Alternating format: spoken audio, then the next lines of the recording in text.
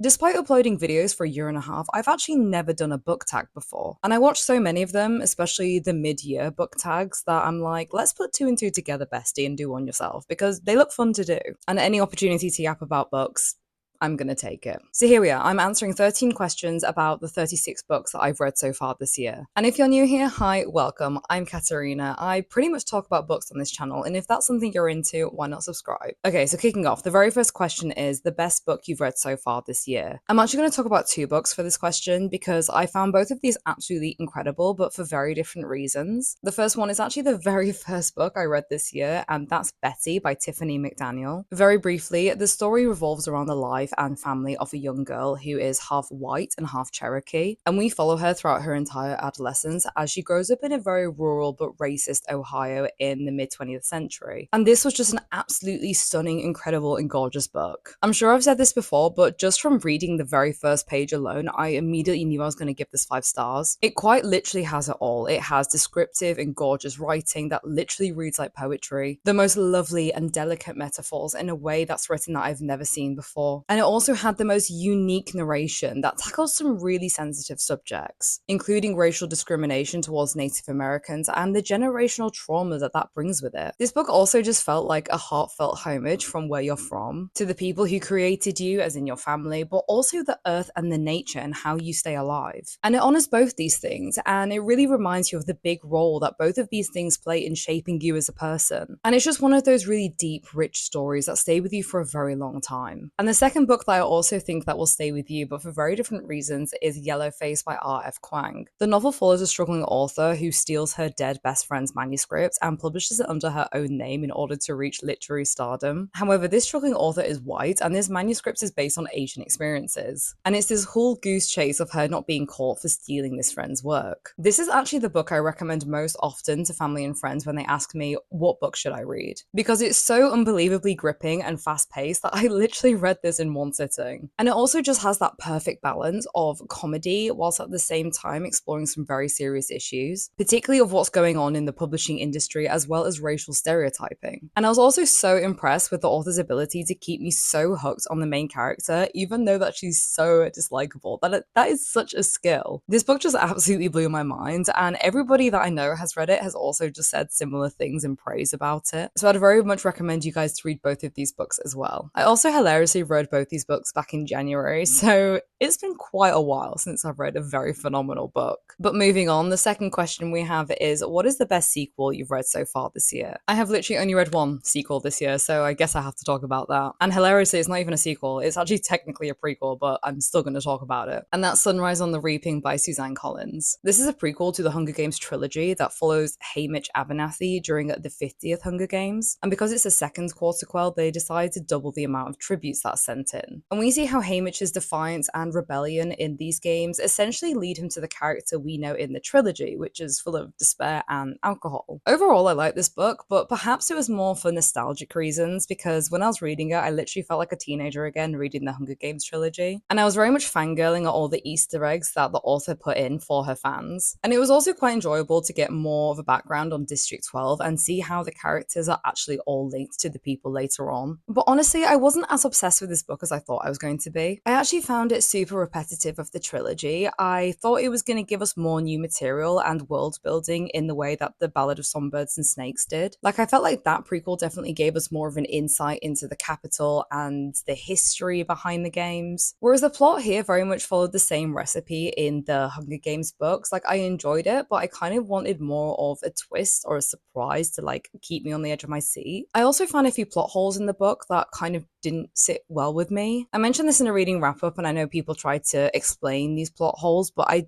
kind of get it, but I also just think, it just still doesn't really make sense. And to be honest, the most emotional bit of the book for me was right at the end where we get a chapter from the OG characters, but that kind of just felt like a cheap pull at nostalgia. But overall, as negative as I'm being, I actually did still enjoy the book. I just kind of expected more from it. That being said, I am absolutely gassed for the film, purely by how amazing the cast is. So if you see me being an insufferable fangirl for that, just don't remind me of this review. Moving on, the next question is, what is a new release you haven't read yet but want to? I've been really wanting to read The Emperor of Gladness by Ocean Vuong. This novel follows a 19-year-old Vietnamese American student who is having thoughts of ending it all. But he's saved by an elderly Lithuanian woman who not only is widowed but also has dementia. And they essentially have a trade where she gives him shelter in order for him to care for her. Whilst at the same time, we see that he works for a small but struggling fast food restaurant, and we witness as he grows close to his co-workers there. It explores many themes, including grief, memory, class, immigration, and queer identity. I just already know that I'm going to love this book, and I'm going to be genuinely sad if I don't. I read one of his other books, On Earth We're Briefly Gorgeous, years ago, and I just absolutely loved it. This author just has such a special knack for exploring vulnerability in identity as well as complex immigrant family dynamics, which are two things that I'm an absolute sucker for, as you can tell by Betty and Yellowface. Anything that explores racial issues and identity is just particularly close to my heart. I love it. And I've seen a lot of people read this book and speak very highly of it, so why wouldn't I want to read it? Seems like a no-brainer for me. I'm just waiting to finally find a copy for it, so we'll see how long that takes. And in a similar vein, the next question is, what is your most anticipated release for the second half of the year? As mentioned, I'm an absolute slave for R.F. Kuang's work. I just think everything that she produces is a literal gold. So I'm most excited for her new book that's coming out at the end of August, which I think is pronounced Katabasis. This is a fantasy book, and we follow a girl who is studying analytical magic at Cambridge, and she's entirely devoted to her professor, but one day a spell is cast where his soul is damned in hell, which is not ideal in the slightest. And as this student is desperate to save her future, she journeys into the underworld in order to get his soul back, whilst at the same time she has to team up with her rival there in order to do so. And in the process, they confront academic struggles as well as moral compromises. I'm super excited to read this because I've heard that it's very much inspired by Dante, and I'm only assuming that this will also go into Dante's Seven Circles of Hell, which has always been a concept I've always wanted to learn more about. And I love it when authors take these concepts from history and old literature and make it into a more accessible form in novels. I feel like this book will also be quite similar to Babel, which I absolutely adored. This woman just knows how to do dark academia so well. And I have a feeling that Katabasis will also be dark academia, but I feel like it will be more fun because it seems like there's this sense of mythic adventure mixed in, which honestly just sounds so exciting. I'm genuinely so gassed to read this. I think it's going to be phenomenal. Next up, the following question is, what's been my biggest disappointment of the year so far? There's been quite a few flops this year, but perhaps my biggest disappointment so far has been Brutes by Diz Tate. I read this recently, and I think because I was so excited by the premise of it, I think that's why I just ended up so disappointed by it in the end. Very briefly, the story follows a group of Floridian tweens who become very obsessed with the local preacher's daughter. However, she mysteriously goes missing one day, and these girls attempt to try and find her. I spoke about this in my last reading wrap-up, but this book was just a hot mess. It was just filled with too many flowery and Tumblr-ish metaphors that just made no sense. To the point where I couldn't even tell you what was actually happening in the plot itself because it just felt so confusing. And even when I finished it, I was just like, I have no idea what's happened in 300 pages. It felt like it was trying so hard to be mysterious and poetic that this book still remains a mystery to me because I have no idea what happened in it. I could honestly go on for ages why I thought this was a bad book, but I'm sure you get the gist. I just really wasn't a fan of this. But I was disappointed because I've seen this book recommended by people, and I thought, okay, at the worst, then I might just find this mid, but I didn't expect to hate it as much as I did. I just thought it was genuinely insufferable, and I wouldn't wish this on my worst enemy to read. Another book I found disappointing also was Alone with You in the Ether by Olivia Blake. Again, maybe because I just heard so much hype around it. The book is described as a love story, but I would not say it's that in any way. In a nutshell, this book is about a sad boy math genius who meets a manic pixie dream girl, and they just have a series of conversations about life and themselves and just the universe. I saw people saying that this was amazing and it was so romantic and it was just so cool, and I just genuinely thought it was none of that. Another book I also thought that flopped was On the Beach by Neville Shute. I just thought this was the most boring book I've ever read. How you can make a post-apocalyptic book boring is genuinely beyond me. And also Tamper by Alyssa Nutting, I just thought that was a horrific mess of a book that made as if female teachers grooming their young male students was funny. I don't know, just bad.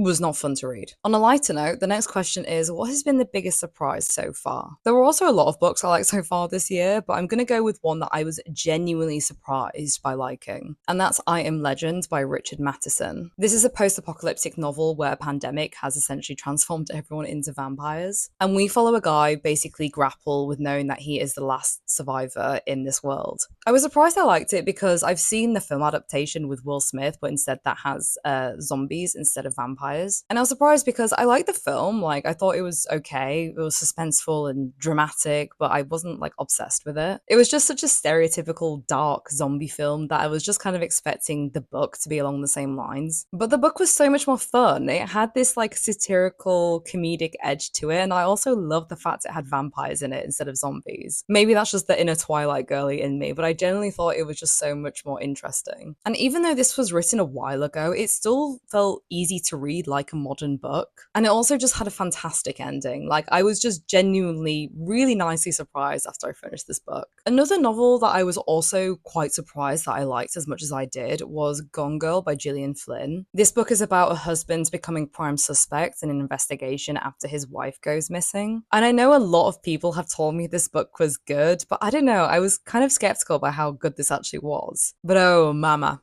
this book was amazing. Even though I've already seen the film as well, I was still hooked by reading the book, even though I already knew what the plot was. It just had so much good commentary, and when you get to see both sides of these characters, it was just so good. I also really enjoyed Bad Habit by Alana Portero, which is about a young trans woman growing up in working class Madrid in the 80s and 90s. I think I was nicely surprised by this because I actually had no expectations of what this novel was about. I just went into it completely blind. And I was so happy that it turned out to be such a banger, and to be honest, probably the best book I've ever read that explores trans experiences. And moving on, the next question is, who is your new favorite author, debut or new to you? I know I keep banging on about this book, but Betty by Tiffany McDaniel, oh my god. That author is so incredibly talented. I was honestly blown away by how incredible the writing was. So I'm definitely now intrigued to read her other books, especially On the Savage Side, which again is also set in rural Ohio, but this story follows the very real unsolved murders of the Chillicothe Six. I think that's how you pronounce that, which is 6 women, mothers, daughters, sisters, who all mysteriously went missing. And the story follows a pair of twins who have grown up in a heroin-addicted family. Like with Betty, this book also has themes of generational trauma and the brutality of poverty. If this book is even 1% like Betty, I'm probably gonna love it. It sounds very similar in terms of the themes and topics explored, so I'm very much hoping that I'll like this. And another one of her books that I'm also excited to read is The Summer That Everything Melted, which again is set in Ohio, but in this story, we follow the son of a local prosecutor who narrates a summer where there is an arrival of a 13-year-old boy who basically claims to be a devil.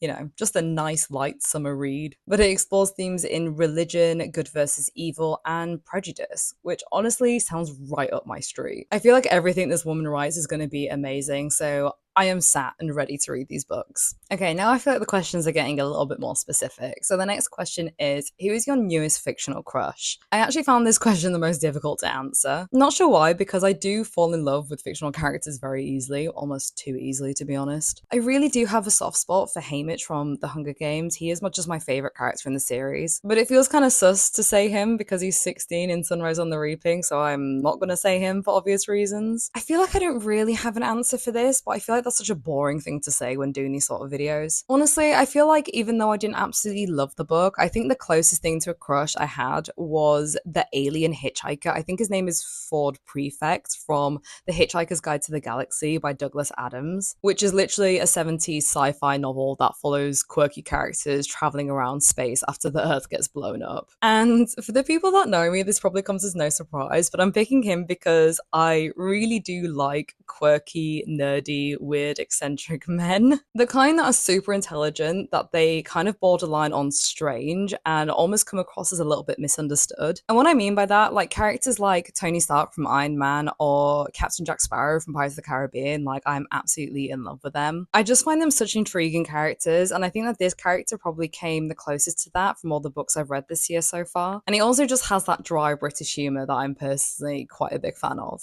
In a similar vein, the next question is, who is your newest favourite character? Honestly, again, I kind of struggled with this this question as well. And my answer is going to be so rogue because the book I wasn't even that obsessed with, and the character I'm going to pick wasn't even a main character. But I really liked The Ex-Girlfriend from Good Material by Dolly Alderton, which this book essentially follows a man who is in his early 30s navigate through a breakup whilst he's living in London. I didn't love this book because I honestly found this guy to be quite annoying and whiny at times. And I honestly just ended up agreeing with the ex-girlfriend and all the decisions that she took in the story. Because, yeah, girl, he's useless and not husband material. I'd be breaking up with him too. And I really felt like her character very perfectly captured this frustration that women get from dating in the modern world, especially in London. And I actually found it wild how much of an impact this character had on me because we literally only see her POV for a couple of chapters in the whole book. But there was just something about this girl that I found very relatable. And honestly, I think she very much comforted me in the decisions I've taken in my past relationships too, particularly for her reasons with breaking up with her boyfriend. It kind of aligned with how I felt about my past relationship as well. So she was very much a comfort character in that sense to me. And apart from her, another character that I just have to mention, but for completely different reasons, is Amy Dunn from Gone Girl. She did no wrong in my eyes, and to be honest, I will always support an unhinged woman who gets revenge on men. She's literally great, and I loved reading her. Moving on, the next question is, what is a book that made you cry? I cried whilst reading a lot of books this year, but honestly, I'm a Pisces and also an empath, so I get emotional very easily. Goes without saying, Betty by Tiffany McDaniel, this book literally had it all. I cried multiple times whilst reading this, and all for very different reasons, which just shows how complex of a novel it is. I also cried to Homegoing by YEAR just because of how horrific the history was behind the transatlantic slave trade. Also to If Beale Street Could Talk by James Baldwin, just because of fighting for love in the face of racial injustice really did a number on me. Also Human Acts by Han Kang because of brutal political violence towards innocent civilians. And Sunrise on the Reaping by Suzanne Collins, even though this was purely nostalgia for the Hunger Games trilogy, but I have to admit it to Suzanne Collins, she did still get me. Also My Dark Vanessa by Kate Elizabeth Russell because of an abuse a young girl faced in the hands of an older man who she thought that she could trust and the trauma it left her. And finally Bad Habit by Elana Portero by the ongoing violence and trauma that trans people still continue to face in the world today. So yeah, a lot of tears were shed. So maybe I need to start reading some more lighter-hearted books. But on the flip side, the next question is, what is a book that made you happy? Well, first off, we have Betty by... I'm just kidding. I'm not mentioning that book again. I've mentioned that enough in this video. Yellowface by Out of Kuang had a really satisfying ending, so I was very happy when I finished that. When Breath Becomes Air by Paul Kalanithi is another book that made me happy, not because the content was happy, but because it really made me appreciate being alive at the end of the book. The Unbearable Lightness of Being by Milan Kundera also made me happy because it very much shifted my perspective of what we place meaning on in life, and anything that I learn something from makes me happy. And Brutes by Diz Tate made me happy just because finishing it was probably the most relieving moment of my life. Moving on, the next question is, what is the most beautiful book you have acquired this year? I'm going to take this question to mean an actual physical book that I have that I find very beautiful. I never buy hardbacks because I hate them. They're just too big and heavy and I can't travel around with them, and they're also just literally difficult to hold, and also they don't line up with all my paperbacks on my shelf, so I just never buy them. But the only hardback I got this year was Sunrise on the Reaping, purely because there was no paperback option. And I don't have the book with me, so I can't show you, but I'll try and find pictures of it. But it had this very beautiful foil embossing on the front cover of this like really lovely pinky purple shade of this flint striker, and it was just so nice. Like, I remember taking off the dust jacket and seeing that. I was like, ooh, I like that. That's a good choice. So yeah, that's probably the most beautiful book I have bought this year. And finally, the very last question from this book tag is, what books do you need to read before the end of the year? Well, how much time do you guys have? Because I literally have like 300 books that I want to read by the end of the year, but I know that's physically not possible. So I'm going to end this video by giving you my top 3, maybe. The first book I really want to read is A Gentleman in Moscow by Immortals. This book follows a Russian aristocrat who is sentenced to house arrest in a very nice hotel following the Bolshevik Revolution. And during his stay at this hotel, he essentially makes quite a few friends. And through these various conversations with these people, he finds meaning and purpose and a sense of belonging. It explores themes in resilience, love, the passage of time against the backdrop of a very quickly changing Russia. I mentioned this book earlier this year in 25 5 books that I wanted to read in 2025, which I'll link down below if you want to watch. And out of all the books I mentioned, in the comments, this was the one that you guys told me that I should read straight away and you guys thought I would love it. And I take my recommendations from you guys very seriously, so I am genuinely very excited to read this from all the feedback that you've given. The second book I want to read is Outline by Rachel Cusk. In this book, a writer travels to Athens in Greece to essentially teach a summer writing course. But instead of divulging about herself, throughout the novel we hear stories told from other people, including other writers, her students, and strangers. It just seems like a very introspective novel that explores some quite deep themes. And I've never read any of Rachel Cusk's work before, but I recently picked up this book. So I'm very excited to start my journey with her work because I actually do already have a few of her books on my Kindle. But I don't know, having a physical book of it just motivates me more to read it. I think it's because I see it more. Like, this sounds really dumb, but I just end up forgetting the books I have on my Kindle because I can't physically see them all at once. Whereas because I have this book on my bookshelf, I see it almost every day. So I'm like, oh yeah, I want to read that book. Are you guys like that as well? If you've got Kindles? Or is it just me? I don't know. And the third book I really want to read this year is Meditations by Marcus Aurelius. This is simply a collection of this Roman author's personal writings and reflections, mostly on Stoic philosophy. And it explores themes of the nature of the universe and the value of undergoing hardship. I've mentioned this before, but I literally started this book over a year ago and I still haven't finished it, which is frankly embarrassing and I hate admitting that. But it's because it's a book you can only read a little at a time because, as the title suggests, you gotta meditate on it. So I read a few pages here and there so I can really think about what this guy says and let it settle in. But my problem is I have it on my bedside table and I just keep forgetting to pick it up, which is honestly a silly reason. So if I don't finish this book by 2026, please shout at me because this is just unacceptable. And on that note of encouraging you guys to harass me, those are all the questions in the mid-year book tag. Let me know what you guys think about the books I've read so far. Do you agree with my opinions on them or do you have differing ones? And if you haven't read any of these books, please let me know what have been your biggest surprises and also your biggest disappointments of the year so far. Please let me know in the comments below. I hope you enjoyed this video. If you did, please drop a like down below. It really helps my channel out by pushing my face in that algorithm for other people to see me yap about books. And also, if you enjoyed this video, please subscribe. I make very similar content to this every week, just chatting about books. Feel free to also follow me on Goodreads, where I update in real time when I'm reading. And also feel free to follow me on my Instagram. I post my personal stuff on there, but I also post the books I've read, letting you know what they're about and also what I've rated them out of 10. Once again, thank you so much for watching. And before I literally pass out with how hot I am, I love you and I will hopefully see you in the next one. Bye.